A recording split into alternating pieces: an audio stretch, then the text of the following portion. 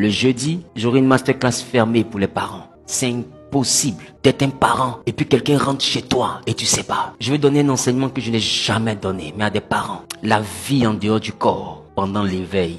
Parce que je vous ai dit, on ne voit pas spirituellement de loin. Quand quelqu'un voit dans ta maison, c'est qu'il est venu chez toi. Voilà pourquoi Jésus dit, le vent souffle, on ne sait d'où il vient ni où il va. Ainsi sont ceux qui sont nés de l'esprit. Ça veut dire que ceux qui sont nés de l'esprit, qui fonctionnent par l'esprit, sont comme des vents.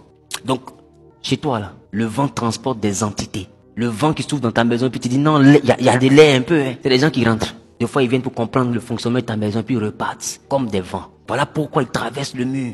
Ils arrivent à comprendre ce que tu fais dans ta maison. Ils regardent, ils comprennent. En réalité, c'est des entités spirituelles qui viennent dans ta maison pour prendre les informations et pour partir. Quand ils viennent de fois vous attaquer, de façon nocturne, ils rentrent chez toi, ils prennent leur gourdin, ils assomment quelqu'un, ils ressortent. Pendant ce temps, dans la même maison, il y a un fils de Dieu qui est là. On a assommé quelqu'un, le fils de Dieu n'a rien vu. Et il faut un autre sorcier pour venir expliquer comment un sorcier est venu dans toi, ta maison, pour assommer quelqu'un. Parce que toi, en tant que chrétien, tu n'as rien vu. Il y a un problème. Quand tu deviens un père, tu as une responsabilité de veiller sur une maison. C'est une lourde responsabilité. Tu as ta femme, tu as tes enfants. C'est un peu comme si tu es un homme, tu as ton poulailler. Quelqu'un ne peut pas rentrer dans ton poulailler pour prendre un poulet et puis tu sais pas qui a pris. Tu dois être capable, étant à la maison, de sentir des présences. Quand quelqu'un rentre, tu es capable de voir, sans dormir. Tu ouvres la douche, quand tu rentres, tu fais quoi ici? Tu me vois? Je ne te vois pas. Mais tu fais quoi ici? Est-ce qu'il te dit, il te voit? Il te demande, tu fais quoi ici? Il ne te voit pas, sinon tu fais quoi ici? Ton village là, tu vas pas retourner là-bas.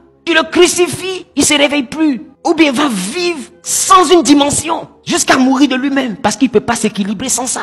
Sinon, comment ils font pour vous capturer? Ils sont chez eux, ils vous appellent. Et vous apparaissez comme un vent. Et ils capturent. C'est pourquoi des fois on vous dit, quand tu entends ton nom, ne réponds pas. Parce que quelqu'un peut t'appeler au village, tu vas entendre ça cocody. Et le fait de répondre, ça transporte ton effet par le vent. Et ça te représente au village. Et ils peuvent te prendre. Tu n'as pas besoin de dormir pour qu'on te fasse ça. En plein éveil, on peut capturer ton âme. Combien de personnes savent ça? Quand tu comprends l'enseignement que je suis sur le point de donner, le jour à des incantations qui se font contre toi, ton corps va commencer à avoir des ressentis. C'est pas un enseignement théorique. Je vais donner la théorie en 4 à 5 heures. Peut-être même 6 heures d'enseignement. Je vais pas faire ça en 2 jours, je vais faire ça en une journée. Et puis il y a 7 jours de pratique qu'on va avoir. Et les 7 jours de pratique seront 7 niveaux à accomplir. De façon méthodique. C'est-à-dire qu'il y a une méthode. En 7 jours. C'est bon.